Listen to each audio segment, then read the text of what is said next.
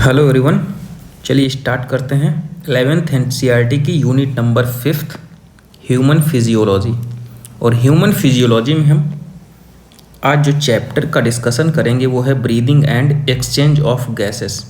इसमें overall 6 chapter का discussion करने वाले हैं। Breathing and exchange of gases, body fluid and circulation, excretory product and their elimination, locomotion and movement, neural control and coordination, and जो last chapter हमारा रहने वाला है वो है केमिकल कोऑर्डिनेशन एंड इंटीग्रेशन।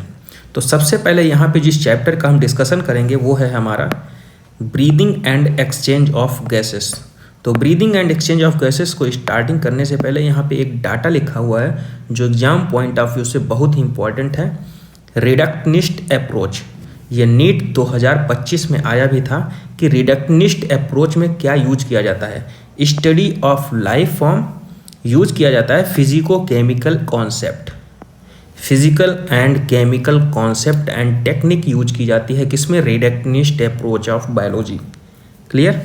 जैसे कि हमने पहले ही बताया था कि किसी भी यूनिट की स्टार्टिंग हम करेंगे तो एक बायोग्राफी का डिस्कशन जरूर करेंगे।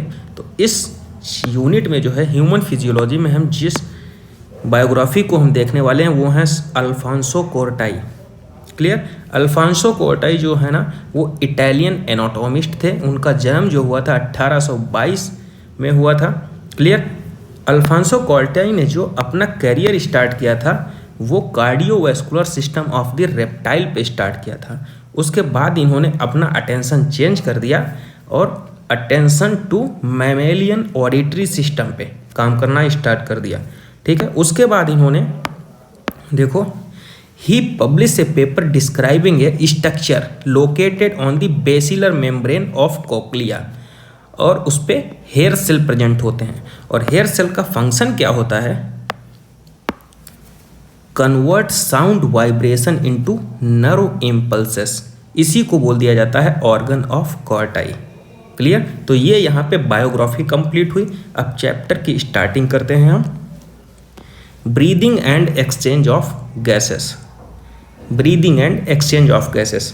इस चैप्टर में हम बेसिकली क्या क्या पढ़ने वाले हैं, तो respiratory organ, mechanism of breathing, exchange of gases, transport of gases, regulation of respiration, and जो लास्ट में हर एक चैप्टर में पढ़ने वाले हैं डिसऑर्डर। क्लियर। तो सबसे पहले यहाँ पे देखते हैं रिस्पायरेटरी ऑर्गन्स। देखो, process of exchange of oxygen from the atmosphere with CO2 produced by the cells, इसे बोलते हैं ब्रीदिंग, और इसको कॉमनली नोन एज रिस्पिरेशन, इसको रिस्पिरेशन भी बोला जाता है। ठीक, कि हम अपने चेस्ट पे हाथ रखते हैं तो फील होता है कि अप एंड डाउन हो रहा है चेस्ट।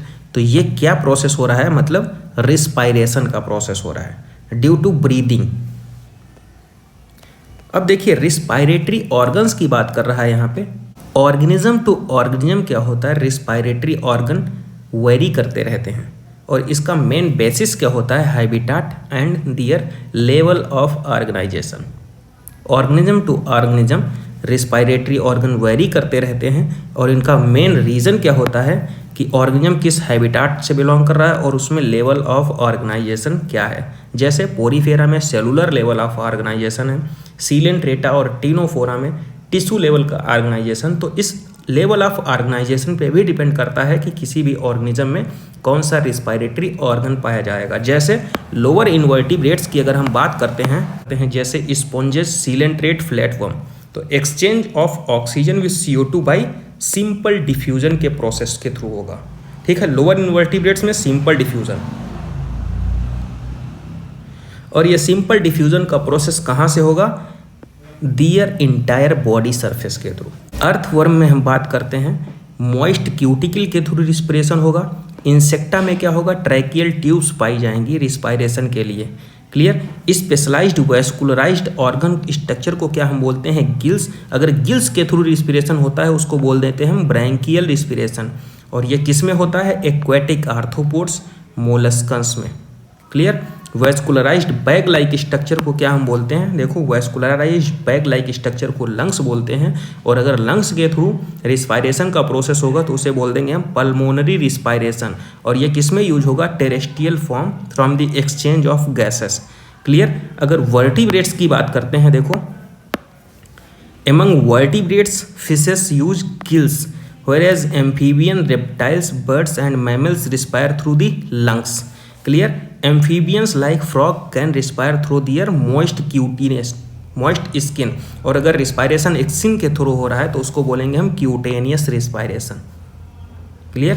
ह्यूमन रिस्पायरेटरी सिस्टम की बात करते हैं तो ह्यूमन रिस्पायरेटरी सिस्टम स्टार्ट कहाँ से होता है? माउथ के ऊपर दो ओपनिंग होती हैं जिनको बोल देते हैं एक्सटर्नल नॉस्ट्रिल, अपर लिप्स के ऊपर देखो ओपनिंग आउट एबव दी अपर लिप्स, इसको बोलते हैं हम एक्सटर्नल नॉस्ट्रिल। उसके बाद नेजल, ये पूरा स्टेप बाय स्टेप सीक्वेंस लिखा है तो इसको जरूर याद कर लीजिए।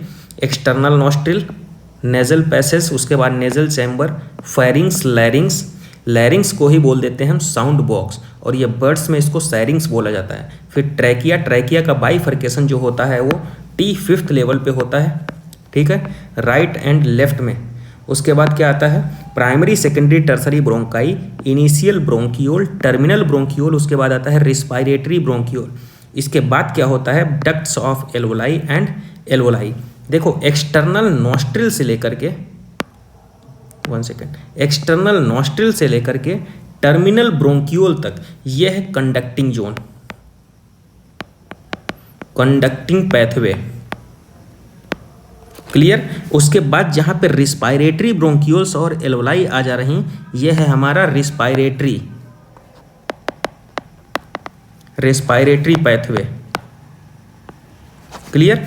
तो ऊपर से एक्सटर्नल नॉस्ट्रिल से लेकर के इन टर्मिनल ब्रोंकियोल्स तक है कंडक्टिंग पैथवे, और रिस्पायरेटरी ब्रोंकियोल से एल्वोलाई तक है हमारा रिस्पायरेटरी पैथवे। क्लियर। यहाँ पे एक्सटर्नल नॉस्ट्रिल से लेकर के टर्मिनल ब्रोंकियोल तक कंडक्शन हो रहा है, और जहाँ पे एक्सचेंज ऑफ गैसेस होता है वो है हमारा respiratory zone. Clear. Larynx is cartilaginous sound box which help in this sound production, hence called sound box. यही बर्ड्स में हमने क्या बताया? सैरिंग्स बोला जाता है। Clear. During swallowing glottis can be covered by thin elastic cartilaginous flap, इसी को बोलते हैं epiglottis, to prevent the entry of food into the larynx. Clear. Trachea जो होती है ना, स्ट्रेट ट्यूब होती है extending up to mid thoracic cavity, divide level of the thoracic fifth vertebra, ठीक है। और किस में डिवाइड होती है? Into right and left primary bronchi में। T5 लेवल पे डिवाइड होती है किसमें? राइट और लेफ्ट प्राइमरी ब्रोंकाई में। ईच ब्रोंकाई में डिवीजन होता है secondary and tertiary bronchi and bronchioles में, ending up to very thin terminal bronchioles. Bronchioles are supported by incomplete cartilaginous rings. देखो trachea, primary, secondary and tertiary bronchi and initial bronchioles जो होते हैं ना, incomplete cartilaginous ring से support होते हैं क्योंकि कोलैप्स ना हो जाए। Clear. During the process of respiration collapse से बचने के लिए इनकम्प्लीट सी शेप की रिंग्स होती हैं। क्लियर। पूरे पैथवे में each terminal bronchiole give rise to number of very thin irregular wall and vascular baglike structure called alveoli. Lungs जो होते हैं ना, डबल लेयर्ड वॉल से कवर अप होते हैं। लंग्स क्या कह रहा है यहाँ पे? हाँ, we have two lungs which are cover by double layer pleura, pleura बोलते हैं, और उसके सराउंड क्या करता है? प्लूरल फ्लूइड, जो कि शॉक अब्जॉर्बर होता है, एक्सटर्नल फ्रिक्शन से बचाता है, ठीक है, और एक्सटर्नल शॉक से लंग्स को बचाता है। Reduce friction on the lungs surface, outer pleural membrane in close contract with the thoracic cavity, thoracic cavity से कॉन्ट्रैक्ट में रहते हैं। जैसे ये हमारा प्लूरल, ये लंग्स हैं हमारे, ठीक है, और सराउंड ये डबल लेयर जो बनी है येलो कलर से, इसके बीच में जो है वो प्लूरल फ्लूइड भरा हुआ है। इसके बीच में जो फ्लूइड भरा हुआ ना, इसको बोल देते हैं प्लूरल फ्लूइड, प्लूरल फ्लूइड, और ये एक्सटर्नल शॉक से लंग्स को हमारे बचाता है। क्लियर। तो यहाँ पे एक डायग्राम दिया है, इसको देख लीजिए। आउटर इपीग्लोटिस है, लैरिंग्स है, ट्रैकिया है, ट्रैकिया का बाइफर्केशन हुआ राइट और लेफ्ट में T5 लेवल पे। क्लियर। ये ब्रोंकस हैं और ये कट एंड ऑफ रिब्स हैं। लंग्स हो गए हमारे, डायफ्राम हो गया, ये ब्रोंकियोल्स हैं, प्लूरल फ्लूइड हो गया, यहाँ पे देखो प्लूरल फ्लूइड। उसके बाद ये एल्वोलाई हो गई, ये प्लूरल मेम्ब्रेन हो गया। The part of starting with the external nostril up to terminal bronchiole continue the conducting pathway. हमने बताया था एक्सटर्नल नॉस्ट्रिल से लेकर के टर्मिनल ब्रोंकियोल तक जो होता है कंडक्टिंग पैथवे होता है। उसके बाद रिस्पायरेटरी ब्रोंकियोल से लेकर के एल्वोलाई तक जो था वो हमारा एक्सचेंजिंग पैथवे हो रहा था, जहाँ पे गैसियस एक्सचेंज हो रहा था। Actual part is the site of actual diffusion of O2 and CO2 between the blood and atmospheric air. Clear. अब देखो हमारे लंग्स जो होते हैं ना एनाटॉमिकली टाइट चैम्बर में सिचुएटेड होते हैं। Lungs are situated in the thoracic chamber which is anatomically air tight chamber. Clear. और यहाँ पे कुछ डाटा दिया गया है, उसको हम यहाँ पे साइड में लिख लेते हैं। थोरैसिक कैविटी जो होती है डोर्सल साइड में, डोर्सल में वर्टिब्रल कॉलम होता है, वेंट्रल में होता है स्टर्नम, लेटरल में क्या होता है, लेटरल में होती हैं रिब्स, और लोअर साइड में क्या होता है, लोअर साइड में होता है डायाफ्राम। ठीक है, तो डोर्सल में वर्टिब्रल कॉलम, वेंट्रल में स्टर्नम, लेटरल में रिब्स होती हैं और लोअर साइड में डायाफ्राम होता है। एंटीरियर में क्या होता है, एंटीरियर में होता है क्लेविकल। क्लियर। तो ये हमारा थोरैसिक चैम्बर होगा। Anatomically setup of the lungs in the thorax such as any change in the volume of the thoracic cavity will be referred in the lungs pulmonary cavity. Clear. देखो यहाँ पे जो हमने लिखा है साइड में वो क्या कह रहा है यहाँ पे, देखो thoracic chamber is formed dorsally by the vertebral column. देखो डोर्सल साइड में vertebral column, ventral by the sternum, ठीक है, lateral by the ribs, on the lower side by the dome shape diaphragm. Lower side में diaphragm हो गया और anterior हमने clavicle लिख दिया है। क्लियर। और रिस्पायरेशन के स्टेप होते हैं 5। रिस्पायरेशन के 5 स्टेप होते हैं, वो यहाँ पे देख लीजिए 5 स्टेप। पहले ब्रीदिंग होता है, टोटल 5 स्टेप होते हैं, 5 स्टेप। क्लियर। वो 5 स्टेप कौन से हैं, पहले ब्रीदिंग होगा, इसे ही बोलते हैं पल्मोनरी वेंटिलेशन। फिर गैसियस एक्सचेंज होगा प्राइमरी साइड पे, प्राइमरी साइड को ही बोल दिया जाता है एल्वोलर साइड। उसके बाद transport of gases by the blood. उसके बाद डिफ्यूजन जो होगा वो सेकेंडरी साइड पे, मतलब टिश्यू की साइड पे होगा। उसके बाद क्या हो जाएगा, utilisation of oxygen by the cell. Clear. इसी को सेलुलर रिस्पिरेशन बोल दिया जाता है। तो ये ओवरऑल 5 स्टेप हो गए हमारे रिस्पायरेशन के। अब हम पढ़ने वाले हैं मैकेनिज्म ऑफ ब्रीदिंग के। ब्रीदिंग में हमारा इंस्पायरेशन भी आएगा और एक्सपायरेशन भी आएगा। 2 स्टेजेस होंगी, इंस्पायरेशन एंड एक्सपायरेशन। सबसे पहले हम इसमें पढ़ने वाले हैं इंस्पायरेशन को। इंस्पायरेशन इनिशिएट होता है जब कॉन्ट्रैक्शन होता है डायाफ्राम में। तो सबसे पहला जो स्टेप होता है इंस्पायरेशन का तो वो होता है कॉन्ट्रैक्शन इन डायाफ्राम। और जैसे ही डायाफ्राम कॉन्ट्रैक्ट करता है ना, थोरैसिक कैविटी का, थोरैसिक चैम्बर का वॉल्यूम जो है ना एंटीरियो पोस्टीरियर एक्सिस में बढ़ जाता है। और जैसे ही एंटीरियो पोस्टीरियर एक्सिस में थोरैसिक कैविटी का, थोरैसिक चैम्बर का वॉल्यूम बढ़ता है ना, तो कॉन्ट्रैक्शन स्टार्ट हो जाता है एक्सटर्नल इंटरकोस्टल मसल के अंदर। और जैसे ही एक्सटर्नल इंटरकोस्टल मसल में कॉन्ट्रैक्शन होता है, थोरैसिक कैविटी का वॉल्यूम जो होता है ना डोर्सो वेंट्रली एक्सिस में बढ़ता है। सबसे पहले कैसे, एंटीरियो पोस्टीरियर एक्सिस में बढ़ा, उसके बाद डोर्सो वेंट्रल एक्सिस में बढ़ा। और जैसे ही वॉल्यूम डोर्सो वेंट्रल एक्सिस में बढ़ता है, ओवरऑल पल्मोनरी वॉल्यूम इंक्रीज हो जाता है। और पल्मोनरी वॉल्यूम इंक्रीज होने का मतलब क्या होता है, पल्मोनरी प्रेशर जो है वो डिक्रीज हो गया, क्योंकि प्रेशर और वॉल्यूम इन्वर्सली प्रोपोर्शनल टू होते हैं। और जैसे ही पल्मोनरी प्रेशर हमारा घट गया, इंट्रा पल्मोनरी प्रेशर घटेगा, इंस्पायरेशन का प्रोसेस जो है वो स्टार्ट हो जाएगा। और इसका जस्ट अपोजिट कैसे होता है, देखो ओवरऑल सब कुछ डाटा यही जो हमने साइड में लिख दिया वही है पूरा। उसके बाद देखो अगर एक्सपायरेशन की बात होता है तो एक्सपायरेशन में जस्ट इसका अपोजिट हो जाता है। ठीक है, जैसे कॉन्ट्रैक्शन होता है तो क्या होता है, इंस्पायरेशन, और उसमें क्या हो जाएगा, रिलैक्सेशन। इसके सारे स्टेप जो हैं वो अपोजिट हो जाएंगे। अगर इंस्पायरेशन की बात करते हैं तो इंस्पायरेशन में क्या होता है, एटमॉस्फेरिक प्रेशर ज़्यादा होता है इंट्रा पल्मोनरी प्रेशर से। और वहीं अगर एक्सपायरेशन की बात करते हैं तो इंट्रा पल्मोनरी प्रेशर ज़्यादा होता है एटमॉस्फेरिक प्रेशर के।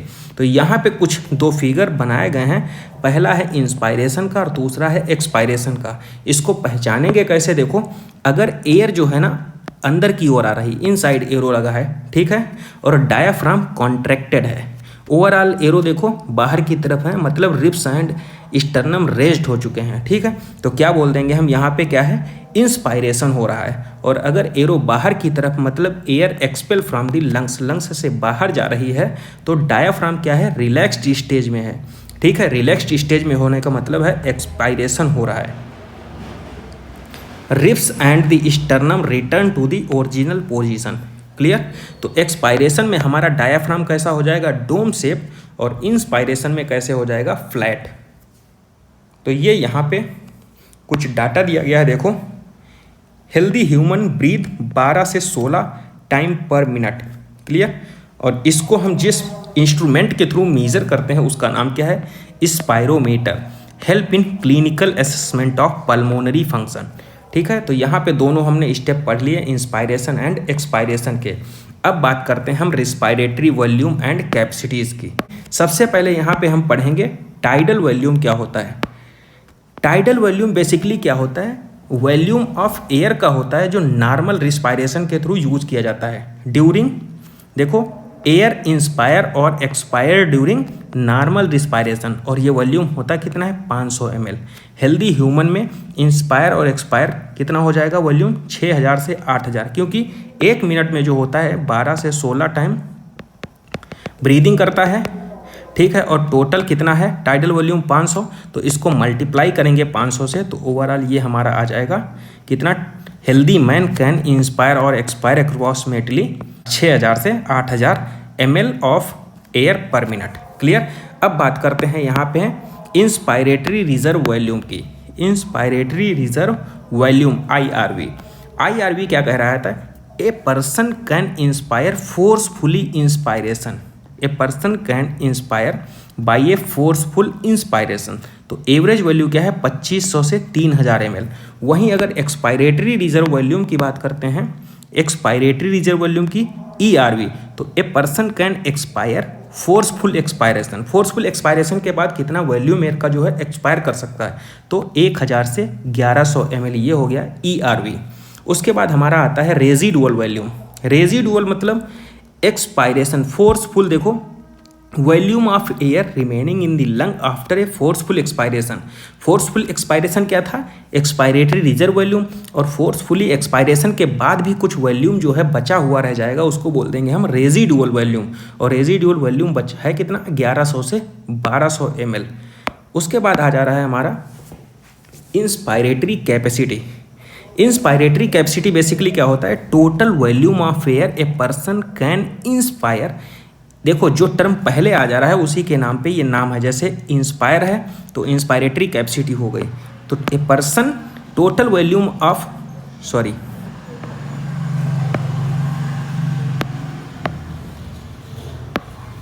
यहाँ पे बात करते हैं इंस्पायरेटरी कैपेसिटी की। तो इंस्पायरेटरी कैपेसिटी में क्या है, देखो, total volume of air a person can, जो पहला वर्ड आ जा रहा है उसी के नाम पे ये कैपेसिटी है।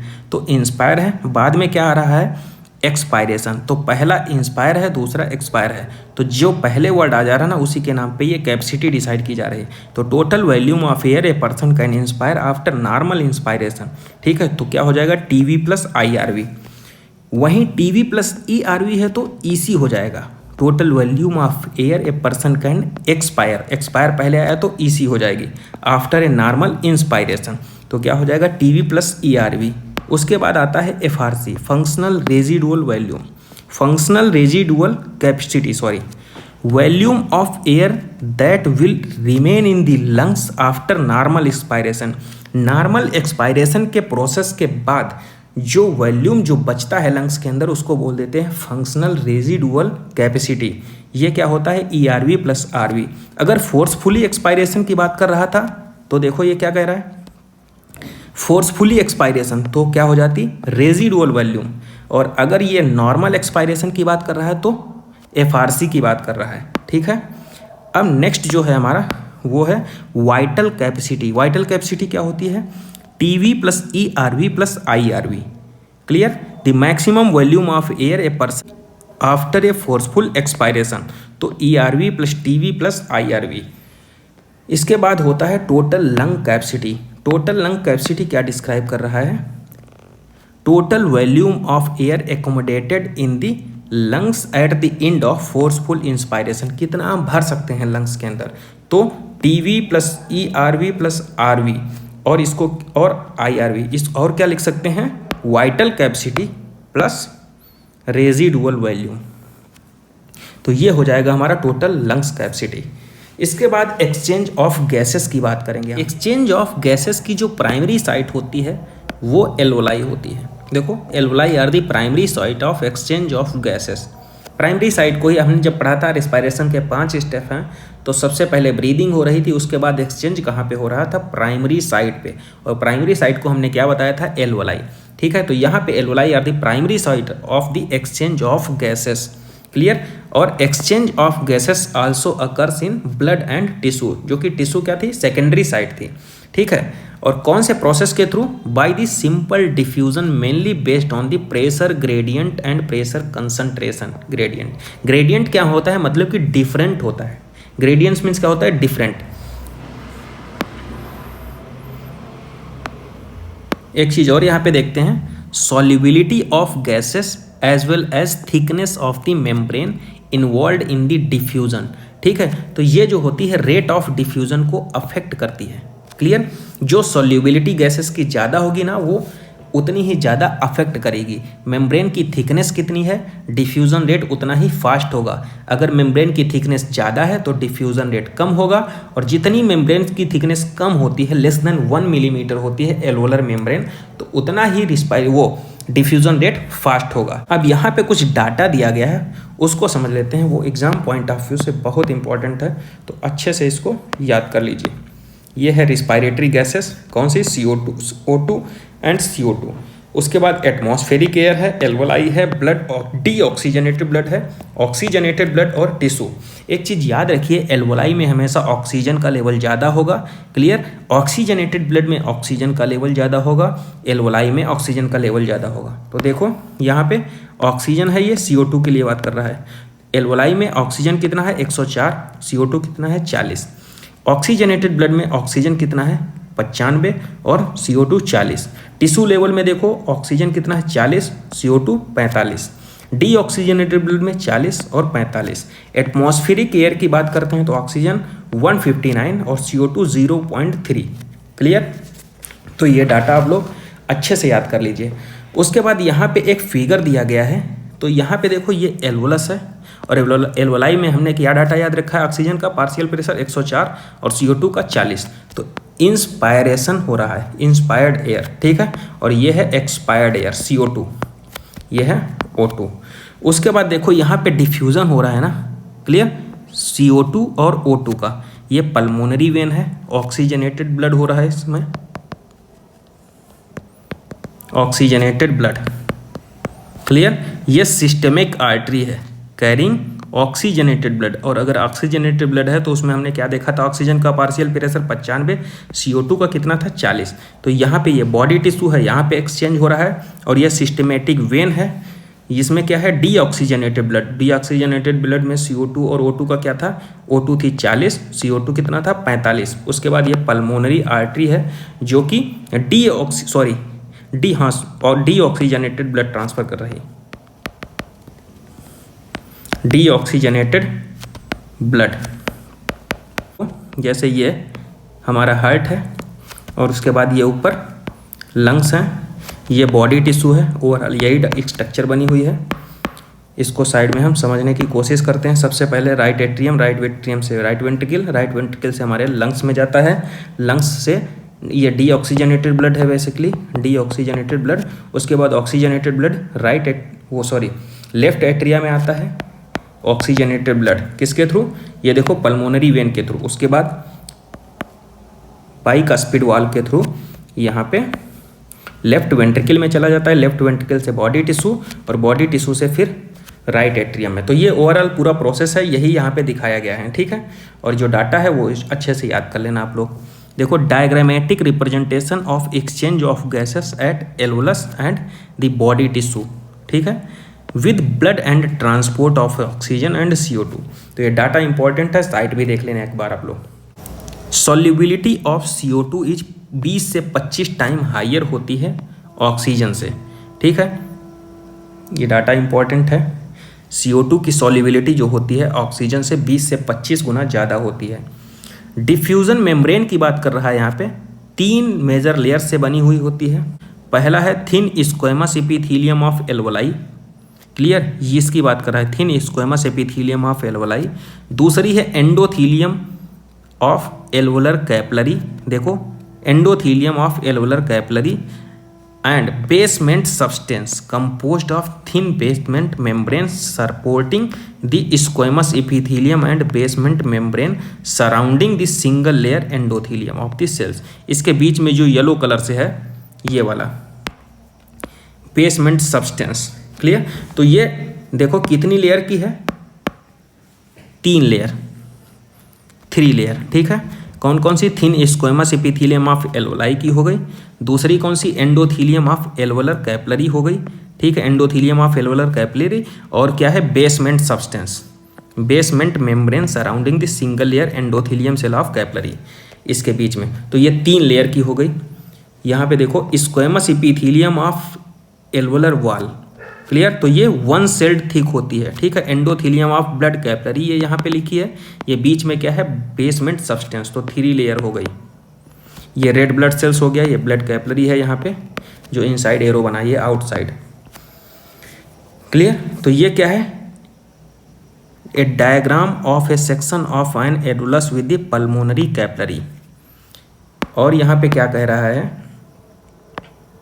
देखो total thickness is much less than a millimetre, 1 millimetre से कम होती है। गैसियस ट्रांसपोर्ट की अगर हम बात करते हैं तो यहाँ पे देखो, blood is the medium for transport of O2 and CO2। Approximate 97% जो होती है ऑक्सीजन का ट्रांसपोर्ट कैसे होता है, RBC के थ्रू, ठीक है। और जो 3% होती है ऑक्सीजन का ट्रांसपोर्ट वो डिजॉल्व स्टेट में होता है प्लाज्मा के थ्रू, क्लियर। तो ये हो गया ऑक्सीजन का ट्रांसपोर्ट। उसके बाद हम बात करते हैं यहाँ पे 20 से 25% ऑफ CO2 बाइकार्बोनेट के, 20 से 25% जो CO2 का ट्रांसपोर्ट होता है RBC के थ्रू, और 97% जो CO2 का ट्रांसपोर्ट होता है वो बाइकार्बोनेट के थ्रू होता है, और 7% CO2 का ट्रांसपोर्ट डिजॉल्व स्टेट में प्लाज्मा के थ्रू होता है, क्लियर। तो याद रखिए ऑक्सीजन जो होती है, साइड में लिख लीजिए, O2 जो है 97% जो है RBC के थ्रू, 3% जो है प्लाज्मा। CO2 की बात करते हैं तो 20 से 25% जो है RBC, 70% जो है बाइकार्बोनेट HCO3 माइनस, और 7% जो है प्लाज्मा, क्लियर। तो ये ट्रांसपोर्ट हो गया ऑक्सीजन और CO2 का। तो ऑक्सीजन का ट्रांसपोर्ट जो होता है, देखो haemoglobin is the red coloured iron pigment होता है, आयरन कंटेनिंग पिगमेंट होता है, किसमें प्रेजेंट होता है, RBC के अंदर, ठीक है। हीमोग्लोबिन जो होता है red coloured iron containing pigment होता है, किसमें होता है, RBC में, क्लियर। तो देखो oxygen can bind with haemoglobin in reversible manner, clear, reversible manner में बाइंड करता है to form the oxy haemoglobin के फॉर्म में, ठीक है। बनाता क्या है, Hb4O8, 4 ऑक्सीजन के मॉलिक्यूल बाइंड करते हैं, ठीक है।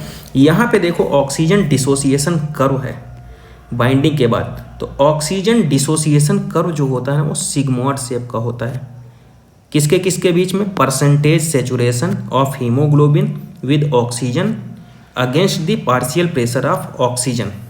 देखो पार्शियल प्रेशर ऑफ ऑक्सीजन और percentage saturation of haemoglobin with oxygen के बीच में जो ग्राफ बनता है उस ग्राफ का शेप कैसा, सिग्मॉइड शेप का, क्लियर, S शेप का।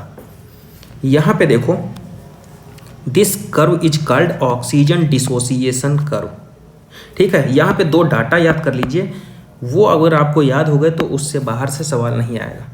ऑक्सीजन और pH का लेवल ज़्यादा होगा तो अदर का लेवल कम होगा, ठीक है। ऑक्सीजन और pH ज़्यादा होगा तो कर्व की शिफ्टिंग जो होगी ना लेफ्ट साइड में होगी, और अगर ऑक्सीजन और pH का लेवल कम होगा तो कर्व की शिफ्टिंग किधर होगी, राइट साइड में, क्लियर। तो ये दो डाटा याद कर लीजिए, इससे आप लोग समझ जाएंगे कि कर्व किधर शिफ्ट करेगा।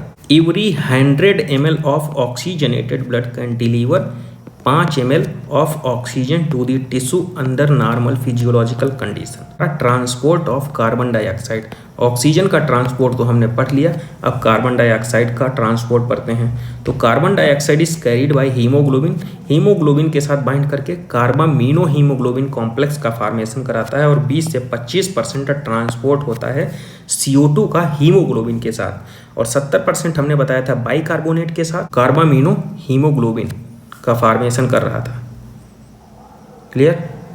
RBC contains a very high concentration of enzyme carbonic anhydrase.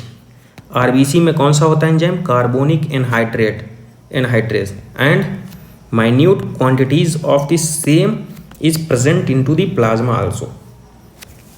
देखो यहाँ पे क्या हो रहा है, CO2 और वाटर कार्बोनिक एनहाइड्रेज में एक प्रेजेंस में क्या बनाया, कार्बोनिक एसिड H2CO3, ठीक है।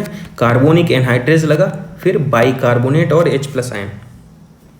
Every 100 ml of deoxygenated blood deliver approximately 4 ml of CO2 to the alveoli. यहाँ पे क्या कह रहा था, every 100 ml of oxygenated blood can deliver around 5 ml oxygen to the tissue under normal physiological condition, और इसके अपोजिट लाइन दोनों को आप लोग समझ सकते हैं। Every 100 ml of deoxygenated blood जो है वो डिलीवर करता है अप्रॉक्सीमेटली 4 ml ऑफ CO2 कहाँ, एल्वोलाई तक। Regulation of respiration, clear. Respiration को रेगुलेट कौन करेगा, रेगुलेटिंग एजेंट कौन सा है, तो neural system, by the neural system. Clear. A specialised centre होता है हमारे पास, a specialised centre present in the medulla region, उसको क्या बोल देते हैं, रिस्पायरेटरी रिदम सेंटर। रिस्पॉन्सिबल होता है किसके लिए, रेगुलेशन के लिए। दूसरा होता है हमारा पोन्स रीजन में एक, जिसको बोलते हैं न्यूमोटॉक्सिक सेंटर, वो मॉडरेट करता है function of the respiratory rhythm centre को। क्लियर। मॉडरेट कौन करता है, पोन्स रीजन में न्यूमोटॉक्सिक सेंटर, ठीक है। रिस्पायरेटरी रिदम सेंटर कहाँ पे होता है, मेडुला ऑब्लंगेटा में। क्लियर।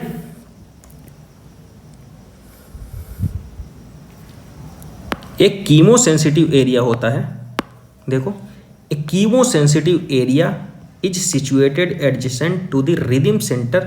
वो हाईली सेंसिटिव किसके लिए होता है, बहुत अच्छे से याद कर लीजिए, बहुत इंपॉर्टेंट क्वेश्चन है। Highly sensitive for the CO2 and hydrogen ion, not O2। अच्छे से याद कर लीजिए, हाईली सेंसिटिव किसके लिए होता है, CO2 और हाइड्रोजन आयन के लिए।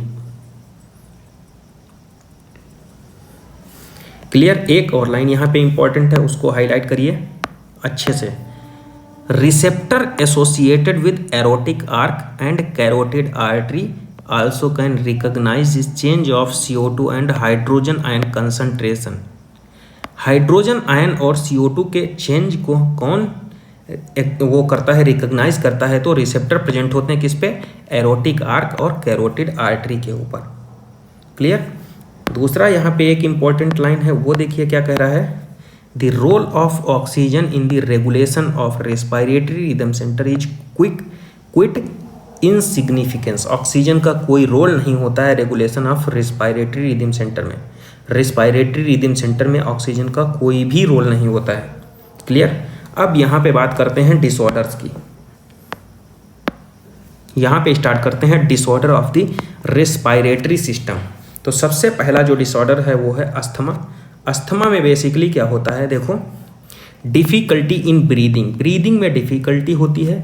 Wheezing due to inflammation of bronchi and bronchiole, तो इसको हाईलाइट करिए। यहाँ पे इन्फ्लेमेशन होता है, inflammation of bronchi and bronchioles. Emphysema की बात करते हैं, ये क्रोनिक डिसऑर्डर होता है। एल्वुलर वॉल डैमेज हो जाती है, रिस्पायरेटरी सरफेस एरिया डिक्रीज हो जाती है। क्लियर। किस में होता है, सिगरेट स्मोकिंग जो करते हैं उसमें। नेक्स्ट है हमारा ऑक्यूपेशनल रिस्पायरेटरी डिसऑर्डर।